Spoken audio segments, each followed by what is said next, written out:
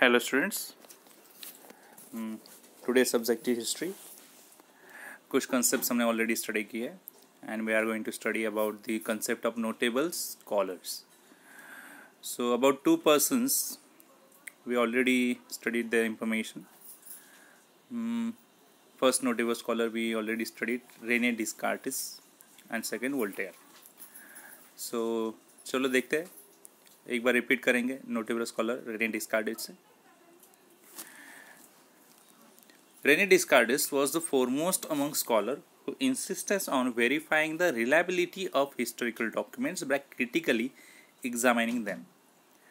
तो जो हिस्ट्री लिखना है, जो हिस्ट्री लिखने वाले जो हिस्टोरियन हैं, तो उन्होंने कौन से पॉइंट्स ध्यान में रखने चाहिए हिस्ट्री लिखते वक्त. तो उनमें से पहले रेने डिस्कार्ट बताते हैं उनका व्यू. तो उनका कहना है जो भी स्कॉलर रहेगा उसने इंसिस्ट करना चाहिए कि जो इवेंट पे वो लिखने जा रहा है वो इवेंट से रिलेटेड जो भी डॉक्यूमेंट्स होंगे वो कितने रिलायबल है, कितने ट्रू है, वो उसने वेरीफाई करनी चाहिए. After critically examining them he can write about it among the rules given by him in his book. तो इसीलिए उसने अपनी बुक में रूल दिए, जिसका बुक का नाम था डिस्कोर्स ऑन द मेथड. और उन्होंने उसमें रूल भी बताया, never to accept anything for true till all grounds of doubt are excluded. जब तक कोई भी थिंग ट्रू है ये साबित न हो जाए तब तक उसे आप मान ना लो. वोल्टेयर सेकेंड पर्सन थे नोटेबल स्कॉलर. उनका ओरिजिनल नेम था François Marie Arouet. He was French. He opined that along with objective truth and chronology. तो उन्होंने रेने डिस्कार्ट्स से आगे जाके और अपना व्यू अलग बताया कि हिस्ट्री लिखते समय क्या पॉइंट्स रिमेंबर करनी चाहिए. तो उन्होंने बताया ओनली ट्रूथ या फिर क्रोनोलॉजिकल ऑर्डर होना उतना ही ज़रूरी नहीं है, उसके साथ साथ और भी थिंग्स ज़रूरी है, जैसे कि सोशल ट्रेडिशन क्या है उस टाइम पे, ट्रेड इकोनॉमी कैसा है, एग्रीकल्चर कैसा है, ये बाकी इंफॉर्मेशन भी स्टडी करना ज़रूरी है. क्योंकि हिस्ट्री ओनली ट्रूथ और क्रोनोलॉजी नहीं है, बाकी थिंग्स भी उनमें इन्वॉल्व होगी. तो ये हिस्टोग्राफी में इम्पॉर्टेंट है. It gave rise to the thought that understanding all aspect of man life. उनकी ये थॉट की वजह से सबको ये समझ में आया कि जो ऑल एस्पेक्ट्स है ह्यूमन लाइफ के वो देखना यहाँ पे ज़रूरी होगा. इसलिए वोल्टेयर को क्या कहा जाता है, फाउंडर ऑफ मॉडर्न हिस्टोग्राफी. अभी हम देखेंगे थर्ड नोटेबल स्कॉलर की information, George Wilhelm Friedrich Hegel. So Hegel was a German philosopher. He insisted that the historical reality should be presented in a logical manner. उनका कहना था historical reality सामने आनी चाहिए बट लॉजिकल मैनर से. To him the timeline of historical event was indicative of progress. उनका कहना था जो भी हिस्टोरिकल इवेंट है वो हमें बताते हैं कि ह्यूमन का डेवलपमेंट प्रोग्रेस कैसे हुआ. He also thought that the presentation of history is bound to change over time as a new evidence would come forth. तो उनका कहना था कि प्रेजेंटेशन जो है हिस्ट्री का वो हमें बताता है किस तरह से टाइम चेंज हुआ है और नए एविडेंस से हमें ये आगे की इंफॉर्मेशन पता चलेगी. With Hegel's philosophy, many scholars were convinced that historical methods were not a lesser quality, though they differed from scientific methods. तो उनकी ये जो थॉट थी कि नए एविडेंस मिलेंगे तो नई इंफॉर्मेशन सामने आएगी. तो जो भी हिस्टोरिकल इवेंट्स हम डिस्क्राइब करने जाएंगे तो वो रिलेटेड जो भी एविडेंस अवेलेबल रहेंगे उनके बेसिस पे होगी. अगर नया एविडेंस मिलेगा तो जो भी चेंजेस है हिस्ट्री में करने पड़ेंगे. तो ये उनके थॉट की वजह से हमें पता चला कि हिस्ट्री स्टडी करना भी लेजर क्वालिटी नहीं है. सो दे डिफर्ड फ्रॉम साइंटिफिक मेथड. ये साइंटिफिक मेथड से अलग है, हमें अलग तरीके से स्टडी करके देखना पड़ेगा, साइंटिफिक मेथड से नहीं. The collection of his lectures and articles is published in a book entitled encyclopaedia of philosophical science. उनके बुक में इंसाइक्लोपीडिया ऑफ फिलोसॉफिकल साइंस में उन्होंने अपने लेक्चर्स आर्टिकल्स पब्लिश किए, उनका कलेक्शन पब्लिश किया है. His book reason in history is well known, और उनका रीजन ऑफ हिस्ट्री ये बुक तो वेल नॉन है। It is good to know this, ये भी आपको जानना ज़रूरी है। क्या है देखते हैं। According to Hegel, see grasping the meaning of any event happens in terms of two direct opposites. जो भी इवेंट रहेगा, जो हिस्टोरिकल इवेंट है या फिर कोई भी इवेंट है, उनको दो अपोजिट टर्म्स में डिवाइड करो। Human mind can not understand the true nature of that event. कोई भी इवेंट हो, उसका ट्रू नेचर ह्यूमन माइंड को नहीं पता चलता विदाउट अंडरस्टैंडिंग द अपोजिट, जब तक उसका अपोजिट थिंकिंग ना हो। फॉर एग्जाम्पल, कोई भी चीज़, कोई भी थिंग या तो ट्रू हो सकती है या फिर फॉल्स हो सकती है। दोनों एंगल से थिंक करने के बाद हम डिसाइड करेंगे कोई तो एक पार्ट पे, या तो ट्रू होगा या तो फॉल्स होगा। बट अपोजिट थिंकिंग जब तक ना हो तब तक हम डिसाइड नहीं कर पाएंगे क्या ट्रू है और क्या नहीं है। गुड और बैड, ऐसे दो टर्म्स, कुछ तो गुड्स होगी थिंग, कुछ बैड होगी, तो हमें तो डिसाइड करना पड़ेगा दो अपोजिट एंगल से, अपोजिट थिंकिंग से। In order to understand the true nature of a thing, one needs to know both true and false. अगर कोई भी थिंग हमें अंडरस्टैंड करनी है तो उसका ट्रू नेचर देखना पड़ेगा, हमें समझना पड़ेगा दोनों sides, true and false. Similarly good and bad, this method of analysis, ये जो मेथड थी एनालिस करने की अपोजिट थिंकिंग करके, ये जानी जाती है डायलेक्टिक्स से। In this method of theory is process at the beginning which is called thesis. तो ये जो मेथड है, थेरी जो है, ये जो बिगिनिंग से स्टार्ट होगी थेसिस। थेसिस यानी कुछ अज्यूम करना पड़ेगा, ट्रू या फॉल्स अज्यूम करना पड़ेगा। वन थिंग है तो उसके अपोजिट थिंग अज्यूम करनी पड़ेगी। Then another theory is proposed which is contrary to the thesis, और एक अनदर थेरी उसके अपोजिट आएगी जो कॉन्ट्ररी होगी। It is called antithesis. तो एक थेसिस होगा और उसके अपोजिट एंटीथेसिस होगा। After a thorough logical discussion of both, a new thesis is proposed which includes the gist of both. और दोनों पे लॉजिकल डिस्कशन होने के बाद जो थेसिस एंड एंटीथेसिस, इनमें से जो ज़्यादा इम्पोर्टेंट रहेगा उसको ही हम फोकस करेंगे। This process of arriving at the new thesis is called synthesis, और ये प्रोसेस बाद में अराइव होगा नए थेसिस पे जो होगा सिंथेसिस। तो यहाँ पे 3 पॉइंट्स दिए, थेसिस, एंटीथेसिस एंड सिंथेसिस। अभी हम देखेंगे notable scholar next, Leopold von Ranke. Historiography of the 19th century was greatly influenced by the thoughts of Leopold von Ranke of Berlin university. ये बर्लिन यूनिवर्सिटी से थे, और उन्होंने जो भी थॉट्स सामने लाए हिस्टोग्राफी के बारे में वो ग्रेटली इन्फ्लुएंस करने वाले थे। He spoke about the critical method of historical research. उन्होंने क्रिटिकल मेथड्स बताई हिस्टोरिकल रिसर्च के बारे में। उन्होंने कहा he put emphasis on the utmost importance of information gathered through original documents. तो ओरिजिनल डॉक्यूमेंट से जो इन्फॉर्मेशन मिलेगी वो कितनी इंपॉर्टेंट है ये उन्होंने बताया। He also state that all types of documents associate with a historical event. सब तरह के डॉक्यूमेंट हिस्टोरिकल इवेंट से रिलेटेड है, और अगर वो ऐसे है तो एग्जामाइन होने चाहिए विद ग्रेटेस्ट केयर के साथ। He believe that with this method it was possible to reach the historical truth. अगर यही मेथड से हम जाएंगे तो हमें हिस्टोरिकल ट्रूथ शायद पता चल सकता है। He criticise imaginative narration of history, और उन्होंने क्रिटिसाइज किया जो लोग हिस्ट्री नैरेट करते हैं इमेजिनेशन से, वो गलत है, ऐसा उन्होंने कहा।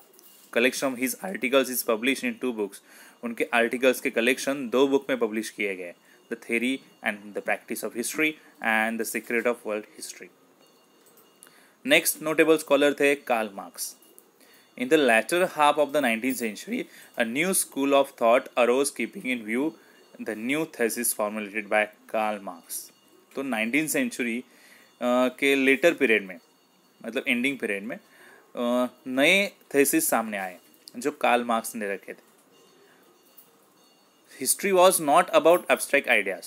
उनका कहना था हिस्ट्री ये एब्स्ट्रैक्ट आइडियाज की स्टडी नहीं है, थिंग्स की स्टडी नहीं है, ये स्टडी है अबाउट द लिविंग पीपल जो हिस्ट्री में हुए थे, उनकी स्टडी है।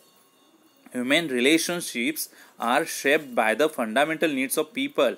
ह्यूमन रिलेशनशिप्स के बारे में है जो उन दिनों में शिफ्ट हुए थे because of the needs of the people and the ownership as well as nature of prevalent means of production to meet those needs. और ओनरशिप से जो बिकॉज ऑफ उन्होंने कहा and nature of prevalent means मतलब production करने वाले जो persons थे वो जो नीड्स कंप्लीट करते थे। तो ह्यूमन रिलेशनशिप जो है वो ज़रूरी है जानना। उन दिनों लोगों की नीड क्या थी, ओनरशिप किसके पास थी और प्रोडक्शन करने वाले पर्सन्स किस तरह से नीड कंप्लीट करेंगे।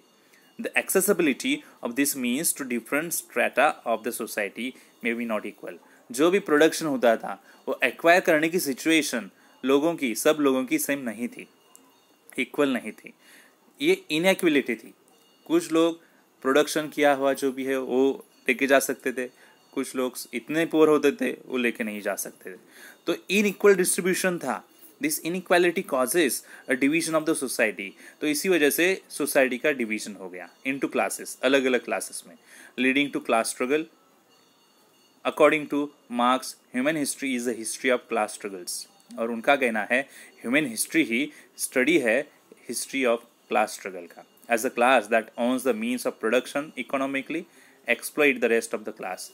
जो क्लास प्रोडक्शन इफिशिएंटली लेके जा सकता है वो एक्सप्लॉइट करता है बाकी बचे हुए क्लासेस को। मतलब रिच पीपल्स पुअर पीपल को एक्सप्लॉइट करेंगे, जो दास कैपिटल के नाम से उन्होंने कहा है। A treatise written by him is the most referred book all over the world. Annales School, important concept. At the onset of the 20th century, a new school of historiography arose in France. So 20th century के starting में school of historiography arose in France. France में school of historiography arose हुआ which is known as Annales school, जिसे Annales school कहा गया है। Annales school gave a new direction to history writing. History writing के लिए एक नया डायरेक्शन मिला because of Annales school. It was recognized now that history is not only about the political events.